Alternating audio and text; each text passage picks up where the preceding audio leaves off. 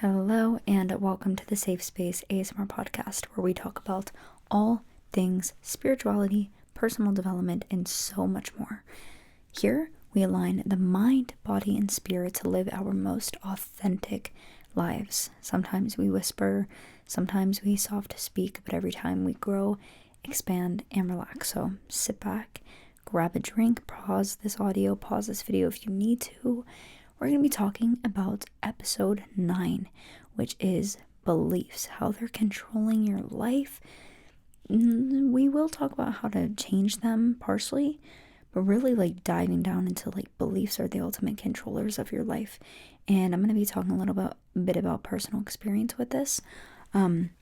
First, my drink is water because I need some. I've been slacking. Sometimes we slack on drinking water. This is your reminder to drink some water as well. I don't by the way, if you're watching this on YouTube, if you're watching this on Spotify, Apple Podcasts, I'm just going to say that you don't see that I'm wearing these headphones right now. But I'm wearing these headphones that hurt and that are big, but I have to wear them because I didn't know that I had a loose cable in my last episode, which was, it created this vibration, this sound, and I am so sorry about that. If you listen to that episode, I am so sorry. I was gonna redo it, but I was really happy with the way that it turned out, so I didn't want to redo it. So now just hopefully you don't mind that. That will probably never happen again. I just need to get new headphones, but let's take a sip of water and then dive into beliefs. I needed that. Okay, so I'm going to talk a little bit about my personal experience, and then we will talk about the science behind your beliefs controlling your life, as well as the spiritual reason behind it. It's mostly just, I like to view it as science, but it's also spiritual. It's both. So if you're a rational thinker, you'll be able to understand this. If you're more of a spiritual thinker, of course you'll understand this.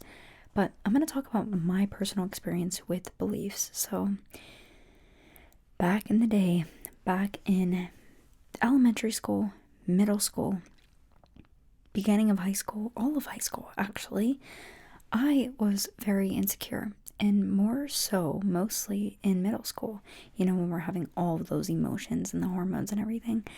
I used to be very insecure. I was also very religious, and I would beat myself up because of the way that I looked. I thought I was ugly, and I hated myself. Truly, I did not I had this inner belief that I'm worthy. My parents raised me great. It's not based on them. It's based off of school and friends and everything. And I had an underbite, which I'm sure you know what an underbite is.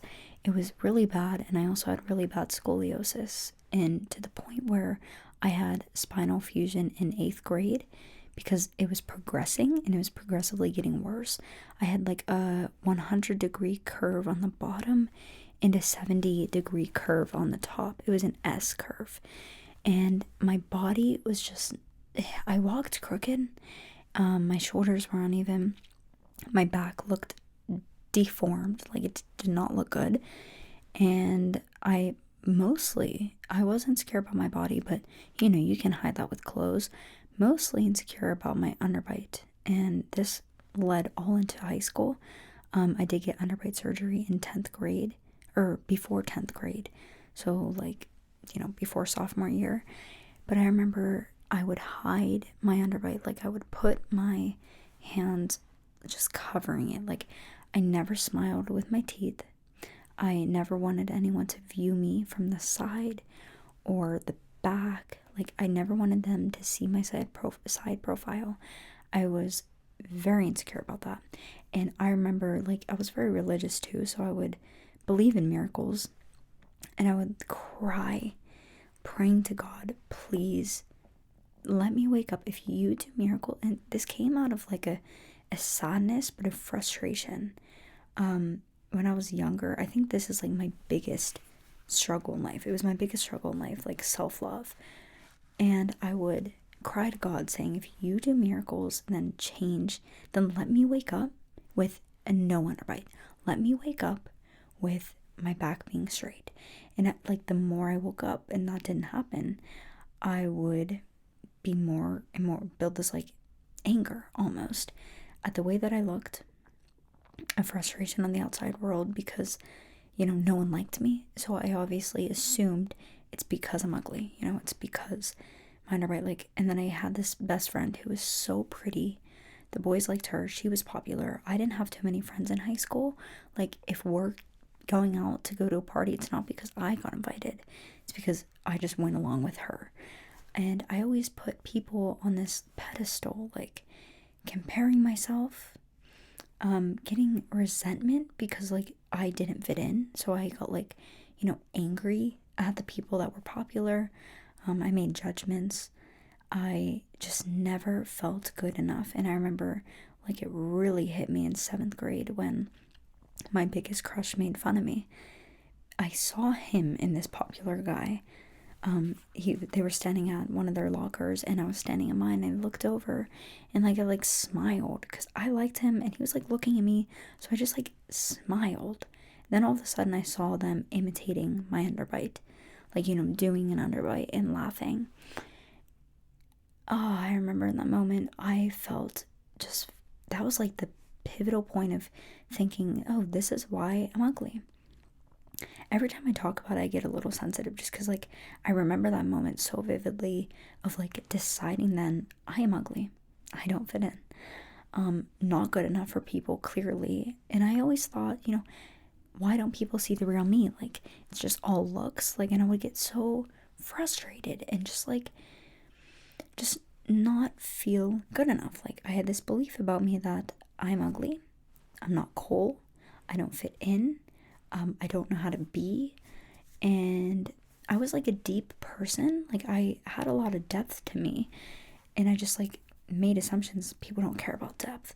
Like, I would just be frustrated because like I believe that I was, I did matter, but that duality of, I don't. I had this belief that like, oh, I was religious and it held me strong during these days. Like, religion really, like, my connection to God. I wasn't religious and like go to church and stuff. I would just have my personal connection with God, pray every night, etc. And I had that connection, and then I also like journaled and everything. So I think early on I found myself from being insecure. Like, I mean, now looking back on it, thank God that all of that happened, because I am where I am today and I wouldn't be where I am without it, and I love my life now. But just back then, like, it was such not a depressing, I'm not going to say it was depressed, but it was just a time of beating myself up and, putting on makeup or trying to fit in, or just like a constant comparison of not being good enough for anyone. And I would compare myself to my friend group. I got left out. And like all of these things created this void within me. This void of feeling like I'm not good enough. I don't love myself. I can't love myself. And even when I got the back surgery, still insecure about my body. Even when I got the underbite surgery, still insecure about my smile. It's only as of recently that I am smiling with my teeth more within the past couple years. But after my underbite, I still did not smile with my teeth because I still saw an underbite in the mirror. And I adjusted everything in my life to try and fit in. I overcompensated. I would talk to guys, search for the wrong people just to get attention. Talk to the wrong people that would cut me off, treat me rudely, just to feel loved, just to feel like, oh, I get people. Like, I attracted the wrong people because I had this energy of desperation, of just wanting attention because of my insecurity, and therefore I attracted low-level people that didn't treat me good because I didn't treat myself good. But all I saw in front of me, though, was rejection. Like, cut me off, ghost me. And then I would continue to blame me, saying like, oh, I'm not good enough. I'm too much of this, too much of that. And every time I would get ghosted or rejected, I blamed it on me, and it fed more into my belief that I'm not good enough, that I'm not worthy. And I remember in 9th grade specifically, this one person I was talking to, he was a senior, put him on a pedestal because of that, but he said that I was boring. And that stuck with me too. You know, there's like moments in life where things stick with you, you know, like little moments where they stick longer, like they make more of an imprint. And it's said that our early memories and our memories especially from childhood, is because it had a strong emotional charge with it. And I know 9th grade's not like a child, or, I mean, middle school, personally, I think it's a child, but, I then carried on this belief that I'm too boring. From that belief, I did not, as I grew older and had like more desires to start a YouTube channel and everything, I had this belief that I was dumb, not good enough, I was too boring, all these excuses as to why I cannot start a YouTube channel. And they carried on and on, that I'm not wise enough, I'm not this, I'm not that. I also had another belief of being dumb because, you know, it's crazy because this is a really early memory, but I mean, I actually don't remember it, but my parents taught me colors, right? They held up this banana, said this is yellow, held up the apple, this is red. What color is this banana? I said red. They were like, no, it's yellow. I'm like, okay, yellow. And then they said, what color is this apple? I said, yellow. Like, in this, they got frustrated. I mean, they're great parents. I'm not saying their frustration is whatever, but as a child, though, like, children are sponges. Like, their frustration probably ran off on me of feeling like I'm slow to learn, I'm slow to understand. And this also carried on in kindergarten. I got a bad grade on a test. I missed like 17 or something out of 30. And oh, wow, I remember that detail. That's crazy. I don't know if it was exactly that, but it was something similar. And I saw that grade and I stuffed it in my folder. I closed my folder as fast as I could because I did not want people seeing that. Like, I felt dumb in that moment. I felt insecure, shameful, guilty, like wrong. Like, I felt wrong. And I remember that embarrassment of not wanting people to see. I sat around people that were smart. And like, specifically one girl I remember, she like got A's all the time. And I had this belief that I was dumb. And I actually probably took that from the earlier belief of not learning my colors. But all through my life, I carried this belief. All through my life. Until my until learning all of this. Actually, no, we still, even when you have a spiritual awakening, you still uncover and heal and change patterns of belief. But that was another deep-rooted belief within me, which controlled me not starting my YouTube channel, because I was like, I wanted to teach spirituality, and I just thought I was too dumb, not good enough, boring, compared myself, all these patterns from the past that I've held throughout my life. So let's talk about beliefs, where they can come from, how they're formed. I'm gonna say this real quick. I decided those beliefs, okay? Not the situation. I chose to take on that belief. If I accepted in that moment that this has nothing to do with me, this is a moment thing, and I let it go and I tried better next time or whatever, I wouldn't have had that belief. Remember, there's this story, I forget the details, but you might know of it, but this guy got back the wrong test. It was like some SAT test or something, and it was graded perfectly. And in that moment, he thought he was smart. And so the guy that actually got that grade, you know, they gave the wrong test back to each of these students. The guy that actually did good got the test that he did really bad, but he didn't do bad. He actually did good. He just received the wrong test. But the guy that actually did bad and received a test that said he got an A or whatever, he thought he was smart. And so he went off to some crazy school like Harvard or something. There's this story, but like, I wish I would have, because it just popped in my mind. I didn't think to like share this, but he went off and did good because of that test. Like in that moment, like he believed that he was smart, so he went off and did great things. I don't know what happened to the other guy, but you could say that, you know, it was just a coincidence that he just did good. I mean, nothing to do with the test. But up until then, he was like doing bad, and all of a sudden his behavior changed based off of the reflection that he saw in the belief that he decided, and then years later discovered that that wasn't his test. Anyway, that's a side story, but let's talk about where beliefs come from. So the subconscious mind controls 95% of our lives. 95%.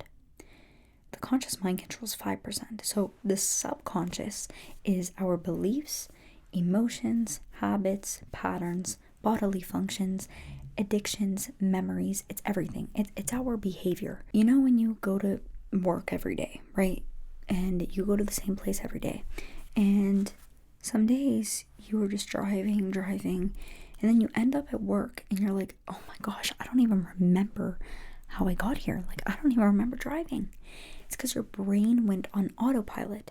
Repeated behaviors, patterns of even thinking, of thought. It's repeated. A lot of the times we're unconscious. Unconscious is when autopilot takes control. You're just doing your day-to-day things. You're not thinking or acting differently. You're just doing the typical, doing the known, thinking the known. Apparently we have like so many thoughts. I'm actually going to search it up. We have 60,000 thoughts a day on average, and I'm going to tell you the percentage of how many are the same. 60,000 thoughts per day. 90% of these are repetitive. So you're just thinking the same thing because you're living the same life. You're doing the same thing. Autopilot is in control. That's your memories of yesterday, your memories of 10 years ago. That's why people say, where did my life go? Because most of the time they're unconscious, living by the program. The program is everything you've learned, especially from ages 0 to 7. This is the most powerful time where the subconscious mind is getting formed. Okay, I talked about this in episode 2, yeah. And at ages 0 to 7, you're like a sponge because your neural pathways are making connections, and you're learning about the world from the people around you, from your friends, school, family, parents, especially, you know, from your environment. You're a sponge. This is why children ask why all the time. They're so curious because they're learning about the world. Their imagination is great because they're kind of in this hypnosis state. They don't really have beliefs and this like subconscious, they believe what they're told. They believe what they're told or what they experience. So, you know, I did tie meaning to having a bad grade because apparently a bad grade's bad. So I'm like believing that I'm stupid. And you believe things based on your outer environment. So if you grew up in not so favorable circumstances, you might have bad beliefs around money, success, love, etc. The list goes on. And we carry these beliefs throughout life. I would also say that ages 0 to 7, yeah, by the time you get to high school and middle school, you kind of have like a sense of identity partially, but I feel like you're still very susceptible, you know, especially like in high school. Like a lot of new beliefs can come from there. So I would say like high school and under mostly, but it's actually 0 to 7 because your neural pathways are making connections. This is why children learn, you know, different languages so quickly. These are just where everything stemmed from. Your subconscious also processes 1 million bits of information per second. A lot. We can't perceive all of that. We might explode. But your subconscious mind can, and your conscious mind is the one that's analyzing. That's the logic mind, the one that thinks. This is 5% of our life controlled by thinks, plans, short-term memory. Your conscious mind, though, is thinking based on your subconscious beliefs. Like you might think, oh, I want to become a millionaire. You might consciously think that, but does your subconscious mind have the habits, the memories, the behavioral patterns, the beliefs that you can? So that's the real goal in hacking the subconscious mind and hacking the mind in order to work past these beliefs and create new ones. The conscious mind processes 40 to 50 bits per second.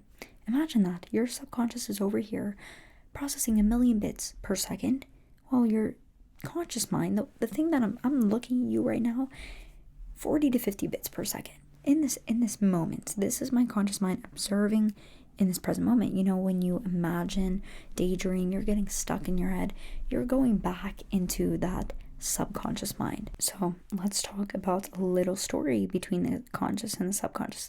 Sabotage. It's not the subconscious mind. I mean, it could be great, but if you're just now getting into this, or you're working with it, it can be the subconscious sabotage. So your conscious desire is to want to be a millionaire, okay? For an example. But your subconscious sabotage never can even comprehend or believe that it's possible. You've never seen it done. Your parents haven't done it. You have these limiting beliefs that you're just not good enough, you're not capable, you're not smart, you're not creative, you're not this, that, etc. You just can't see it for yourself because you don't have the subconscious program that it is possible for you. Your conscious desire, you want to work out and be fit, but your subconscious sabotage, my light just went out if you're watching this on YouTube. It's pretty crazy, it was full battery. Anyway, subconscious sabotage is identifying with being out of shape and being lazy. So your subconscious believes that you're a lazy person, but you have this conscious desire to be not a lazy person, a productive person. But if your subconscious is sabotaging, which is controlling your behavior and your beliefs about yourself, your conscious mind is going to fulfill the identity that you have about yourself, even if you don't like it. That's the sad part. A lot of the times we say, well, why would I want that? Why would I choose that? Why would I choose to, be this? But we are victim a lot of the times to our circumstances, and we feel like we can't make a change, even though we don't like being uncomfortable, it's the known. It's what the subconscious knows. It's what the behavior in your past and your memories and your beliefs of what you're capable of knows, and it thinks it's limited to that. And therefore, no matter if you consciously desire something, the subconscious sabotages because it's the unknown. It's something that takes a lot of force, and it will take a lot of force unless you reprogram and change your beliefs in your subconscious mind. So life is reflection of the subconscious mind, and that mind will prove beliefs. This happens through the law of attraction. If you want, you can watch my episode on the law of attraction and manifesting intentionally. I did make what episode was that? Now I'm forgetting. One day I'm gonna go make so many episodes and always forget what episode. It was episode 3. So you can go watch that, talking about the law of attraction and manifestation. And I talked a lot about, manifesting, but you do need to work on the beliefs. And I did say in that episode that I'll make an episode on beliefs. So here we are. It's not just the law of attraction though. So the law of attraction is like energy attracts like energy. What you put out, your beliefs are what's put out, because your beliefs control your emotions. Your emotions is energy emotion.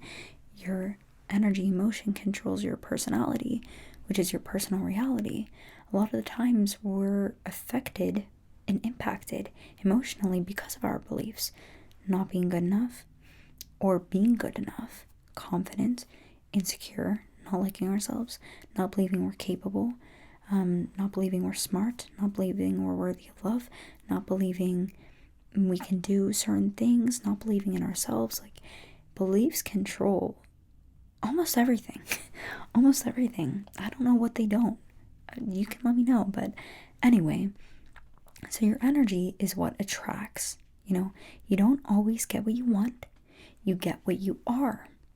And this also ties back into science, which is the reticular activating system. Psychology, science, whatever, just something official.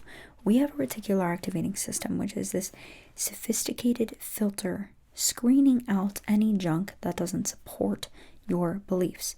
So it supports your values, it supports your threats, it supports your beliefs. Because we pick up a million bits of information in the subconscious mind, and the conscious mind picks up 40 to 50 bits. We are perceiving a lot, but anything that's considered junk, that doesn't support our beliefs, we don't see. That doesn't support, what we think is a threat, it doesn't see. That doesn't support our values, we don't see it. You could have bad beliefs, but they might not all be bad. You might believe that you're worthy of love and be thriving in the relationship aspect, but not believe you're worthy of money and be down in the dumps with the money aspect. Or opposite, or it's not just money and relationships, it's a lot of things. Let's give it a simple example. You want a Cadillac, a white Cadillac. You just love it, you want it, and you've been thinking of it, doing some research. You don't really see too many on the road, but all of a sudden you want one and you do research on it. Then all of a sudden when you're driving your Honda, you start seeing many Cadillacs driving by, white Cadillacs. Oh my gosh, look what I'm seeing. Crazy. Or you think of a person, for example, that you haven't thought about in a while. All of a sudden they text you. I'm sure you've had something like this happen. Or you were thinking of a song, then all of a sudden you hear it. Or you were, thinking of just something, and all of a sudden you see it. And if you haven't had this happen recently, I want you to wake up tomorrow or today, you can do this, and set an intention. I want to see a dolphin, okay? And just set the intention, and then just let it go. Go about your day. Get busy. Don't be stuck in your mind searching for it, because you might not find it. But just live, okay? And then you will find, wow, someone posted a picture of a dolphin. Anyway, we think of something and then we see it. And it could be the law of attraction. It could be manifestation. I believe in that fully. I believe everything's kind of tied together. Reticular activating system, we filter out what's important to us. So all of a sudden a white Cadillac's important to you. Your reticular activating system filters in white Cadillacs on the road. You start seeing it. Filters in a song, filters in a person. You see them somewhere. Seeing them somewhere while you're just thinking about them is pretty crazy. Or you're just because that's intuitive, that's intuition and everything, and so crazy. But you just filter in what you're thinking about because you're thinking of it, and you pick up on it. So when you're thinking about how you're not good enough, you're going to see people reject you. You're going to see rejection. You're going to see yourself not getting attention. You're going to see everyone else getting the attention and love. When you think you are dumb, you are going to fulfill that identity, and you are going to perform as if you were dumb because of that identity. No matter how bad our identities about ourselves are, we fulfill it. Even if it feels accidental, even if it feels natural, if you have this belief that you're dumb, we put on this purpose to fulfill the identity, even if we hate it. And I just read a book, or I'm currently reading the book, The Courage to Be Disliked, and I talked about this in episode 2, Your Thoughts Are Not You. I always refer back to this episode because there's just a lot in there, and that's one of my things that I just love, thoughts. But in the book, it said how the mom was yelling at her child because the child was acting up and she was yelling. Her voice was raised. And then she gets a phone call. She answers and she's like, hello? And talks really sweet and is nice. 5 to 10 minute conversation. And then when they hang up, she goes back into the state of yelling because she had an identity. I am mad at you. And so even if she's not even feeling that emotion still, she's fulfilling that purpose to get somewhere. So we fulfill purposes in order sometimes make others feel small. But what I mean in this situation is we fulfill a purpose based on the identity that we have about ourselves, of how we should be, how we should act, how we should be doing, because, I'm not good enough, so let me act that, let me do that. I'm not a productive person. You have that identity. So you find ways to not be productive to fulfill that identity. And I know that sounds crazy, but that's what we do. That's what our behavior does. And that's what we also tend to focus on. many great things can happen during the day, but it's the one bad thing that we focus on, that we think, oh, nothing good happened today. I'm like so mad. Like we have this like negative identity that maybe we have bad luck or something. Great things can happen, then you find this one bad luck. You focus intently on that. And we find things to prove this belief. We search for it. We see it. We are blinded towards everything else that could possibly be because we have this belief about ourselves. This also goes along with the law of assumption. I gave an example in my last episode of finding peace, which I really recommend that episode, even if it has a buzzing sound. Maybe try to turn it down a little. But I gave this example of person A and person B. They're in a grocery store, not together, but person A, someone looks at person A and they take a double look. Maybe they look over, look again. Person A is like frustrated, like, why you keep looking at me? Am I ugly or something? Like, you thinking you're better than me? Like, gets frustrated because person A is insecure. They assume that person looking at them means they look ugly or bad, and they think they're ugly. Person B in that situation, someone takes a double look. Person B feels confident, like, oh, they're looking at me, like, I must look good today, like, that's so exciting, they must think I'm cute or something. Two different perceptions, because that person looking, neutral, but we tie meaning to life based on our beliefs about ourselves. And I was talking about this in the last episode.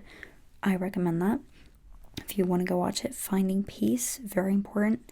But life is neutral, but we make assumptions because of past experiences. We make assumptions because of our beliefs from past experiences. Whether you're unhappy about yourself or happy, we look at the world based off of what we think it's perceiving us to be. If you feel insecure, you think the world's against you. If you feel confident, you think the world is supporting of you. The world, neutral, like you pick up and create it. You create the meaning based off of your inner world. It's all based back on your inner world. You're not victim to circumstance. You're not victim to certain, assumptions that you assume based on it. The assumptions are based off of the beliefs, and that's what controls your emotions, your assumptions. And your assumptions are your beliefs. Now, to discover your beliefs, because we might not know, I really recommend journaling, but mostly take a look at your life right now. What do you not like about it? What are you lacking? What are you thriving in? What do you like? What do you don't like? What do you want, but what you don't have? What do you have? How content are you in that? Take a look at your life, because your beliefs up until now have created your life. Are you happy? Why are you not happy? What is it that you want but you don't have? What are you lacking in? Now, I did make an episode, finding peace. Nothing is missing. Nothing is broken. You are whole now, which is a very true statement. One more time for the recommendation. I recommend go listening to that, but take a look at your life and you will find your beliefs. Where are you thriving in? Where do you need to put some work in? And journal on it. Personally, I'm going to be honest, I'm lacking financially because up until now, I'm really working on this, by the way. So just to let you know, we can do this together, but I have had bad money blocks. Money doesn't want me. I'm not good enough for money. Safe Space merch, by the way. I meant to say this earlier, that this video is sponsored by Safe Space merch. This isn't to get you to buy, just because I'm talking about money and I'm reflecting on my life a little bit right now. But I do want to say, this is a bad time to throw this in, is it? No. Safe Space merch. I created this merch last year. I never market it, ever, which is bad. But I have beliefs around making money and feeling bad, feeling like I'm not worthy of money, feeling like I'm not worthy of sales, and that's my problem. Don't feel pressure all of a sudden. Not that you are, but I do want to sponsor this video, Safe Space merch. Safe Space merch has always been a thing, create your safe space anywhere you are. Last year I had a lot of anxiety and I wanted to create this crew neck. I have a hoodie as well. There's also a pillow and a blanket, but I wanted to create it so that you can wear it wherever you go and feel comfort from it. Like infuse the energy of like, you put it on, you know you're safe, you know you're comfortable, you know you're okay to be there, you accept your present moment. It's like creating a safe space no matter where you are, no matter the situation. This side story, but during my anxiety, I got cold. Like I went into like panic moments and I got really cold. I would shiver for some reason. And so I wanted something that was warm and comfortable, but also a reminder that I'm safe, but it's also to give to you. And I think it's great because this podcast has a lot of messaging to live your authentic life, and your authentic life means feeling safe wherever you are, safe to be yourself, safe to grow, safe to expand, safe to be in change, safe no matter what, you know, that you're okay. And that's the message behind the merch. And I never talk about it that much. So just to let you know that it's there. But anyway, going back to money, because, you know, obviously I need to provide for myself in some way. So, because this is all I do. I do YouTube, podcasts, TikTok, this podcast, yeah, and merch. So that is one of my financial sources. But anyway, besides me sounding, see, like I'm like even tripping over my words because I don't feel worthy to, like, you know, go buy one. Like I have blocks when it comes to receiving, blocks when it comes to certain support, blocks around that. So like I kind of fulfill this thing of not even talking about it. But not only that, it's like I've had blocks for the longest time of believing like money doesn't like me. I'm not worthy of money. I'm not worthy of XYZ. And therefore, I can see that in my bank account that I'm lacking, and I have some negative beliefs around that. So take a look at your life, journal on it, and rewrite the story of why it's possible for you. I did this. It was so powerful. Write down everything you don't like. Write down the stories. You know, I also resisted success for the longest time, believing I'm not worthy, believing it takes away, scared of it. And then I wrote all that down. Then I wrote down why success is good. Why it's good, why it's going to be a benefit to my life, why it's going to benefit others as well, my success. Always include others, because, you know, God, universe, source, like supporting something that has a ripple effect. How can your purpose serve others as well? Write down other people have done it, success stories, you know, get it drilled in your mind that it's possible and why it can be possible for you. So just take a look at your life. Your beliefs are all around you. I can make a whole other episode of changing beliefs, a lot of things in order to do that. But mostly it all just comes down to your identity, your I am statements, because there's this whole picture circle, another circle, and then a little circle. In the little circle is the identity, and the outer circle, the middle one, is process, and then the outer circle is outcome. We think, okay, I want this outcome, so I need to do this in order to be this. Like, I want to be a productive person, so I need to start going to the gym, I need to do all this in order to be that. Or you say you need to go to the gym, which is the process in order to become a fit person, but you have this identity of being not fit, lazy, not productive, and you might go for a week because your conscious mind desires it, but if you don't have the identity, it's not going to be a continuous thing. It's not going to be self-serving long term. So we really need to change the identity, and this comes from repetition, affirmation, visualization, meditation, of imagining yourself doing it, of pain and pleasure, like really running away from pain, like charging up our emotions around not being the person that we want to be and the pleasure that it would bring. So changing these statements as well as following through on action to respect yourself. Once you start changing this story, you start becoming it, and you continue with the action. And to believe you're worthy of something, you need to do the action as well. I talked about this in my resistance episode. I talked about this in my knowing and loving yourself episode. Like, we do have to do the small actions, but to do it first, we need to really have the desire, and have the desire to change, have the desire to believe that it's possible. Because if we believe it's possible, at least, then we can take some action steps, and then we will believe that we're worthy and deserving of XYZ. or you can do it vice versa. Like, there's many ways to change your beliefs. Get down to the root, which is believing that things are possible for you. Like, that's the ultimate thing that you need to really change in order to make change. Journal, reprogram your mind through journaling. Like that journaling thing that I told you is write down what you don't like, and then write down what you don't believe is possible for you, and then why it is. Other people have done it, success stories, repetition, and grow your desire. All right, I can talk more about it if you'd like, but that was just why your beliefs are controlling your life. I hope you enjoyed this episode, and I hope to see you again very soon. I love you so much. Thank you for listening. Thank you for watching, whether you're on YouTube, Spotify, Apple Podcast. Thank you for being here, and I hope to see you next week. Bye.